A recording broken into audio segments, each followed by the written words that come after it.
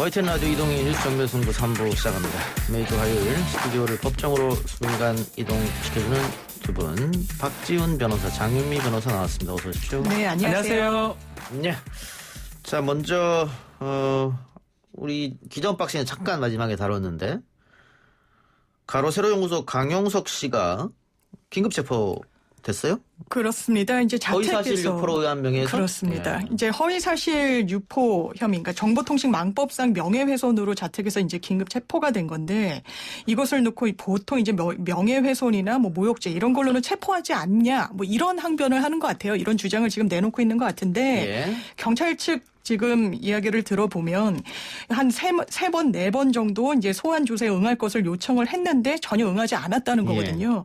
저는 이제 보수 유튜버를 자청하면서 이제 보수 진영을 자처하면서 이런 공권력을 무시하는 행태 과연 온당한가 이런 생각이 들고 이게 이제 명예훼손이라고 해서 보통 명예훼손의 피의자, 이 혐의를 받는 사람들은 나오라고 하면 제깍제깍 좀 나갑니다. 왜냐하면 이게 뭐 굉장히 중하게 처벌받거나 이런 범죄가 아니다 보니까 경찰이 이제 소환 일자를 조율해서 나오라고 하면 나가면 하등 문제가 안 되는데 세 번, 네 번 이렇게 지속적으로 나가질 않으니까 이런 경우엔 통상적으로 영장 발부하거든요. 체포영장. 그래서 이게 범죄의 경중을 따지기보다는 이 수사 절차에 어떻게 임했는지에 따라서 영장이 충분히 발부될 수 있는 사안이라고 생각합니다. 일반인들이 경찰에서 전화 와서 조사받으러 오라 그랬는데 세 번, 네 번 거부하는 일은 거의 없죠. 예. 한 번도 되게 불안해합니다. 그렇죠. 우리가 이제 변호사 업무를 하면서 그런 얘기를 물어봐요.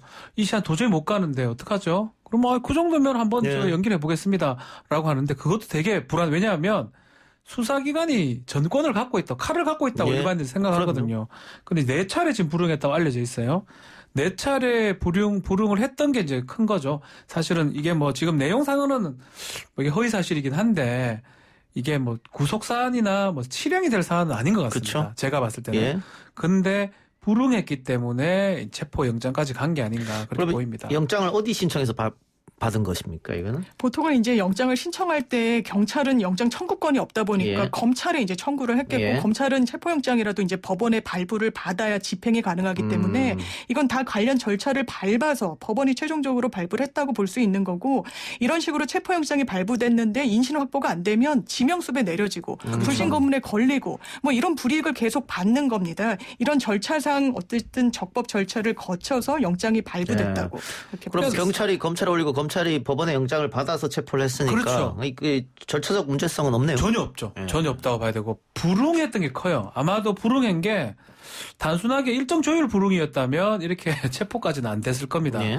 일정 조율 불응이 아니고 아예 출석을 하지 않으려 했던 게 아닌가 제가 조심스럽게 좀 얘기를 하면 예. 그런 것 때문에 영장이 아마 법원까지 가서 발부가 된 것으로 예. 보입니다. 법원에서 나왔으니까 이건 뭐 절차적 문제성은 없어 보이는데 이 긴급 체포니까 48시간 동안 일단은 체포할 수 있죠. 그리고 다시 영장을 청구합니까? 구속영장을? 체포영장이기 때문에 다시 구속영장을 청구할 겁니다. 아마 지금 정확하게 지금 보도가 좀 헷갈리고 있는데 아까 박지훈 변호사 말대로 허위사실 유포로 의한 명예훼손 가지고 구속영장이 나오는 경우는 잘 없으니까 네. 그러면 조사하고 돌려보내겠네요. 근데 이제 한 건이 아니에요. 지금 아. 이걸로 영장이 발부됐지만 여러 건이 있으니까 제가 알기로는 수건의 어떤 피고발을 당한 걸로 지금 알고 있거든요. 예. 그런 것들이 합쳐지면 또 어떻게 진행될지는 좀 예상이 불가능한데 일단 이 한 건으로는 뭐 구속영장이 발부될 가능성이 좀 적습니다.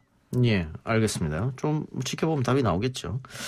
공수처 이야기도 해보죠. 오늘 국회 법사위가 아수라장이 됐습니다.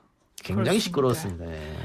네, 굉장히 좀 아수라장이었는데 의외로 그 시간은 많이 걸리지 않았습니다. 뭐 이제 처음부터 법사위를 통과하기까지 한 2시간 속전속결로 그야말로 뭐 아수라장 속에서 법안 처리는 속도를 내서 마무리가 된 건데요. 그게 그럴 수 있을 것 같아요. 지난번에 또 이렇게 아수라장 한번 겪어서 딱 국회 선진화법 위반으로 지금 고소당하고 재판받고 지금은 재판 중이잖아요. 지금 재판 중입니다. 그러니까 현재. 그때처럼 또 뭐 길을 막고 의사봉을 뺏고 마이크를 뭐 닫고 하면 또 아마 그런 일이 벌어질 수 있을 테니까. 일부 좀 문제될 회의방에도 있거든요.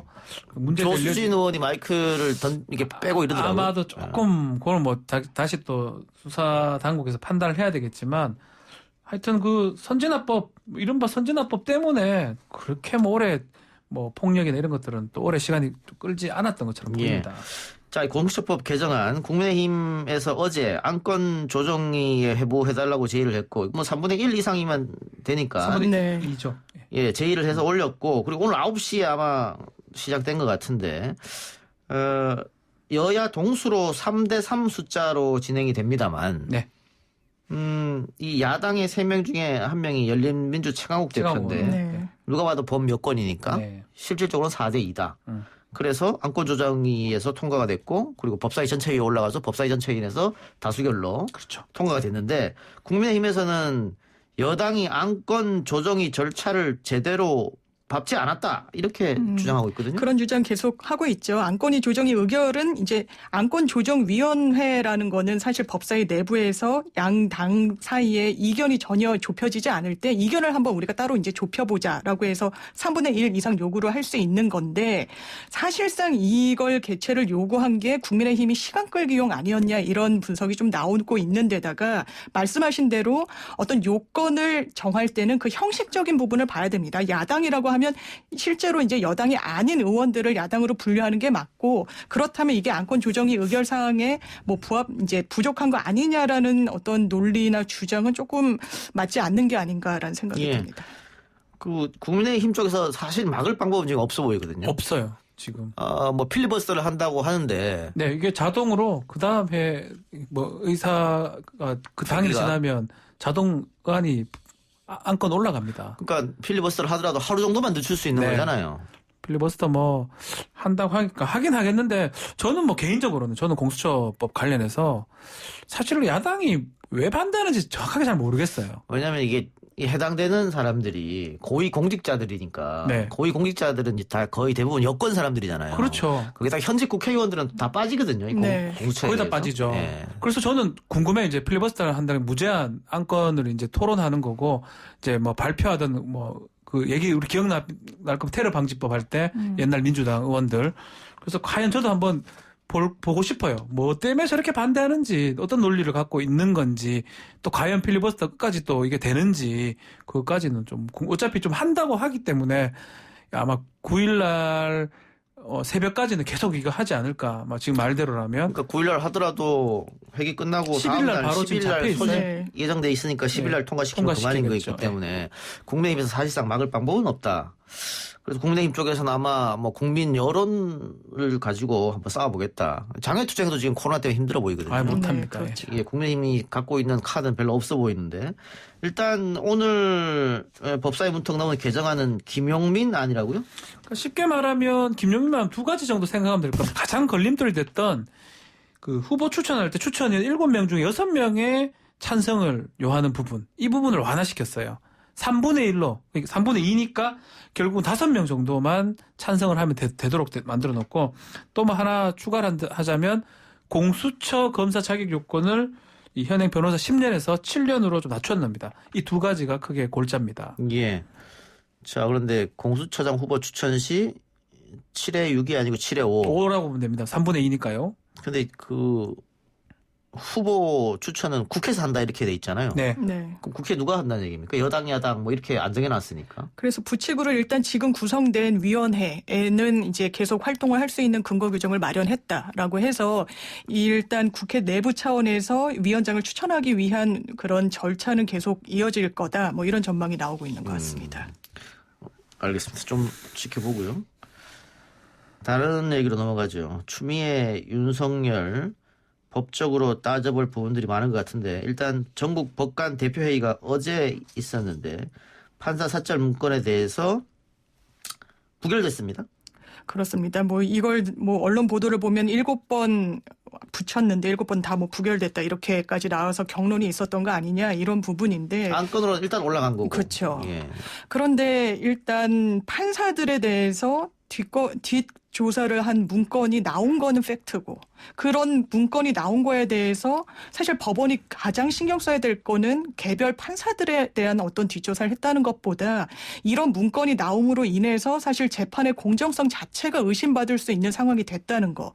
이런 상황이 펼쳐졌는데 법관회의가 열린 상황에서 한마디 공식적인 언급도 하지 않았다는 것에 공감을 할 수 있는 여론이 많을 것인가. 물론 법관이 지금 뭐 행정소송도 진행 중이고 추윤 갈등 속에 한 명의 편을 들어주는 거에 대한 뭐 이런 정치적인 인식이 될 부분에 대한 것에 대한 저어됨, 뭐 우려함 이런 말을 꺼내기는 했는데 과연 이렇게 한마디도 공식적으로 말하지 못하는 사법부가 온당한가 이런 의문은 들었습니다. 정치적 중립성에 위배될 수 있다, 막 이런 생각을 많이 한 것 같아요. 만일 그렇죠. 결론을 뭐 내게 되면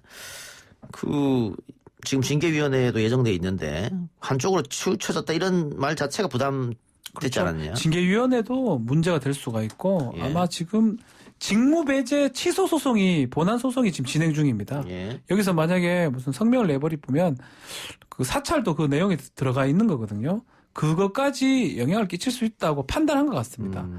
뭐 그럼에도 불구하고 저도 마찬가지로 그냥 이렇게 이제 넘어가는 게 맞나? 왜냐하면 일반인도 문제지만 전 판사랑이 더 문제인 거거든요. 예. 이게 판사니까 또 당연히 그거 좀 알아야 된다. 이런 말은 저는 좀 이해가 좀 안 되는데 어쨌든 간에 뭐 예컨대 우리 다 문건 보셨을 거예요.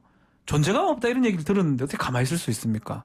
또 그런 걸 봤을 때는 뭐 어떻게 아무런 이렇게 입장 표명이 안 되는 부분이 조금 뭐 이게 대법원 어떤 조직이 아니고 법관 전국 대표자 회의거든요. 뭐 평법관도 있고 뭐 부장 판사도 있고 이럴 건데 그렇게 의견을 좀 못 모은다는 게 조금 좀 안타까운 부분이 아닌가 생각이 듭니다.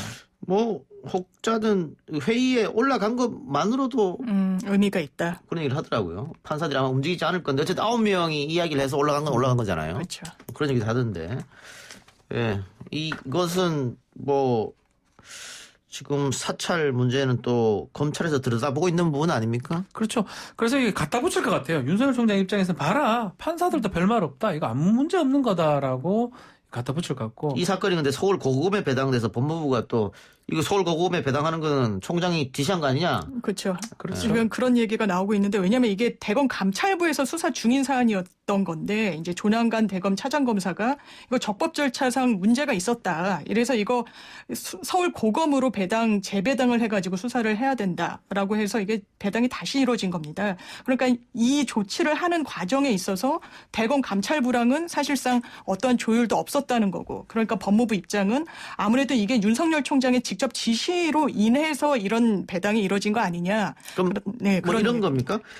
법무부 입장은 이게 총장이 잘못해서 판사 사찰을 했다고 잘못해서 감찰을 하고 있는데 네. 총장 직계인 고검에다 주면은 네. 이게 조사가 되겠느냐 이런 얘기입니까? 쉽게 말하면 대검 감찰부를 지금 수사를 하는 거거든요. 예. 서울 고검에서. 예. 대검 감찰부는 우리가 계속 말씀했다시피 변호사 판사 출신 한동수 감찰부장이 있습니다. 이러면 윤석열 총장하고는 관계 없다고 보이고 서울 고검은 그냥 쉽게 도식적으로 얘기를 드리면 정진웅 부장 예. 예전에 정진웅 부장을 독직 폭행으로 기소를 아하. 했던 쪽입니다. 예. 그래서 뭐 도식적으로 봐도 윤석열 총장 쪽의 어떤 기관이 감찰부를 지금 수사를 하고 조사를 하는 격인데 예. 그래서 이제 계속 일각에서 그런 얘기를 하죠. 윤석열 총장의 직무배제를 내렸던 추미애 장관의 어떤 의도, 검사 징계법 따라서 내린 거긴 한데 한편으로는 이 검찰총장의 많은 것들이 뭐 수사라든지 기소라든지 압수수색이라든지 권한이 집중돼 있다 보니까 자신에 대해서 감찰을 해버리니까 그걸 또 조사를 해버리는 결과가 되는 거예요. 그러니까 지금 이것도 뭐 좀 전에 국회도 아수라장 얘기를 했지만 사실은 검찰도 아수라장인 상황이 아닌가 서로 조사를 하는 거예요. 그럼 이거는 극단적인 예일 수도 있지만 징계위원 나오면 검사 2명 지금 지명을 뭐 해야 되는 상황인데 그 검사들도 조사를 할 수 있어요. 극단적인 얘기는 하지만.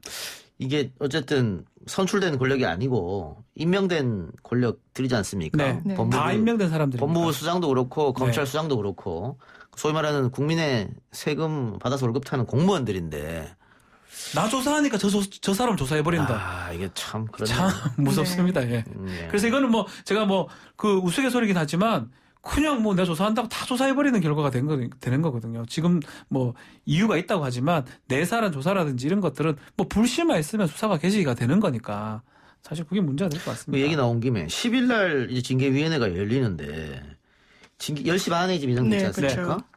24시간이 지나도 안 끝날 가능성이 있다. 하루 만에 안 끝날 가능성도 있다. 이런 얘기를 하더라고. 계속 뭐 새로운 증인을 내세우고 뭐 이렇게 네. 방어권 차원에서 어떻게 보겠어요? 지금 뭐 2번, 3번 열기는 어려울 거고 그렇지만 이 사안 자체가 워낙 중대하다 보니까 시간은 굉장히 초과가 될 텐데 10시 반에 시작하면 과연 하루를 넘길 수도 예. 있는 거 아니냐 이렇게 릴레이 형식으로 회의가 벌어지는 거 아니냐 이런 예. 이야기가 나오는 것 같고 계속해서 지금 뭐 윤석열 총장이 본인이 헌법 소원을 냈고 가처분 신청 같이 낸 상황이고 이제 헌법 소원은 그 근거 규정이 된 거 그 원점을 건드리겠다는 거거든요. 그러니까 이용구 신임 법무부 차관도 이 실체에 자신이 없는 쪽에서 보통 택하는 악수다라는 이야기가 나온 게 사실 이 실체를 다투기 전부터 그럼 징계위 구성 자체가 본인에게 일단 징계 대상자가 되는 사람에게 굉장히 방어권의 중대한 위험을 초래한다. 이런 논리로 한번 이 절차를 늦게 가져가겠다는 건데. 근데 예. 헌법소원은 어쨌든 시간이 나올 때까지 시간이 많이 걸릴 거 아니에요? 많이 걸리죠. 근데 그 헌법소원도 네. 가처분이 있습니다. 예컨대 빨리 또 결정해 줄 수도 있는데 그래봤자 11위 징계위원회. 제가 그렇죠. 알기로는 없었어요. 한 번 정도 있었는데 예전에 변호사 시험 이제 응시 제한 5회 4회 제한했을 때 그때 정도 가처분 받아준 적이 있거든요. 그거 말고는 헌법소원의 가처분은 거의 받아들이기 어렵습니다. 정정 더더군다나 10일이니까. 내일 모레인데요. 예. 뭐. 네. 내일 모레기 때문에 가처분 어렵고 또 뭐 법적 얘기를 좀 하면 들었지만 법령 헌법소원이에요. 그 법에 검사징계법이 자신의 기본권을 침해하는 걸 입증을 해야 되는데 그조차 요건에 좀 불비된 게 많아 보이거든요. 그렇게 사실 쉽지 않다. 공권력의 행사나 불행사가 직접적으로 나한테 기본권 침해가 돼야지만이 헌법소원이 가능한데 법이 바로 침해한다. 그러니까 지금 윤석열 총장은 검사징계법에 의해서 총장인 나를 징계를 하는 게 이제 법무부 장관인데 네. 그거는 잘못됐다는 거잖아요. 그렇죠. 그럼 뭐 새로운 기구를 만들라는 얘기입니까? 뭐 일단 본인은 법무부 장관이 임명하는 사람이 대다수인 곳에서 이런 정치적인 현안이 검찰총장이 징계 대상자가 됐을 때 공정성을 담보할 수 없다라는 주장을 내놓는 것 같고 아마 더 큰 이유는 새로 구성하자 뭐 이렇게까지 대안을 내놓는 건 아닌 것 같고 다만 요거 1월 달에 잘못됐다. 다시 시작되는 그 위원회 구성은 현재와는 좀 많이 다르고 법무부의 입김이 좀 덜 가는 부분이다 보니까 아마 그 위원회 같이 구성돼야 되는 게 맞다라는 입장을 내놓고 있는 것 같습니다. 의도는 아마 시간 끌기로 보입니다. 어쨌든 저쨌든 그게 뭐 먹히든 안 먹히든 사실은 2일날 할 거를 4일날 할 거를 10일까지 지금 세 차례 미뤄지면서 그 와중에 직무에 복귀해서 예. 여러 가지 수사라든지 여러 가지 언론에 지금 여러 가지 법무부 대검의 활동들이 나오고 있거든요. 왜냐 또 장윤미 변호사 말처럼 1월에 징계위원회가 교체가 되는데 네. 그때는 법무부 장관 추천이 아니고 그렇죠. 중립적 사람들이 들어온다. 그렇죠. 뭐 그걸 노릴 수도 있겠죠. 그렇죠. 그렇게 그렇죠. 끌면 1월까지 가는 거고요. 네. 거기에다가 유리하게 또 여론 지형이나 언론이나 이렇게 형성이 된다 그러면 뭐 이렇게 내용보다는 다른 걸로 갈 수 있다고 좀 판단하고 있는 게 아닌가 이렇게 봅니다. 2일에서 4일에서 10일로 지금 어쨌든 미뤄졌기 때문에 뭐 방어권 차원 이야기도 나오고 대통령이 절차적 정당성을 지켜라 이렇게 해서 10일까지 미뤄진 그렇죠. 거잖아요. 네. 다시 미뤄지기는 힘들 것 같은데 그래서. 다시 미뤄지면 미루기는.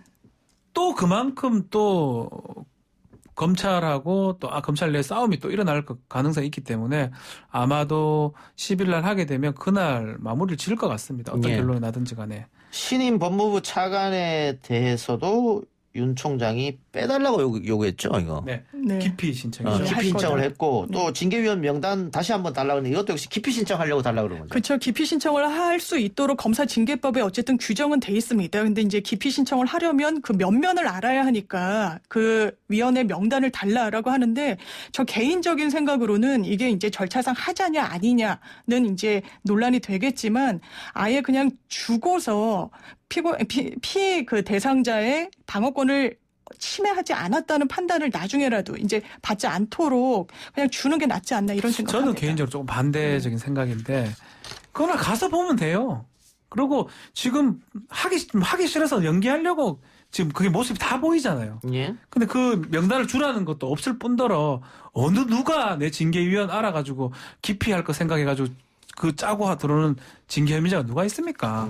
법 앞에서는 다 평등하기 때문에 없는 규정 자꾸 얘기할 필요 없이 그날 징계위원회 가가지고 누가 나오면 사실은 대부분 검찰총장이고 검사하고 이러면 이해관계는 다 돼 있겠죠. 예. 그 부분을 갖고 미리 그렇게 알 필요가 있을까 싶은 생각도 듭니다. 예. 알겠습니다. 다른 얘기로 넘어가죠. 지금 한 2분밖에 안 남았는데 짧게 합시다. 디지털 성범죄에 대한 양형 기준이 제대로 마련되지 않다, 뭐 이런 비판의 목소리가 높았는데, 이 양형이 확정됐다고요? 그렇습니다. 오늘 바로 대법원 양형위원회가 이제 엠번방 사건을 계기로 아동 성착취물 제작, 뭐 이런 관련 범죄의 양형 기준을 확정을 지은 건데요. 이제 계속 보도가 나왔지만 종전에 나왔던 안대로 이런 성착취물, 특히 아동 청소년을 대상으로 한 성착취물을 제작한 이런 제작자 가해자에 대해서는 최대 징역 29년 3개월까지 선고할 수 있도록 한 부분이 가장 눈길을 끄는 부분입니다. 이게 이제 기본형은 5년에서 9년 사이인데 아동 청소년을 대상으로 하고 또 상습성 그리고 다수성을 갖고 있는 경우 29년 3개월의 최대치까지 선고가 가능하다는 점입니다. 예. 그렇군요. 최대 29년 3개월을 기준을 정하게 된 근거는 있습니까? 원래는 사실은 이때까지 했던 것들을 뭐 살인죄나 이런 걸 봤을 때 평균적으로 내서 양형 기준을 마련하는데 예. 이거 다 첫 사건이에요. 사실 가보지 않는 길을 간다. 위원장이 그렇게 얘기를 했거든요.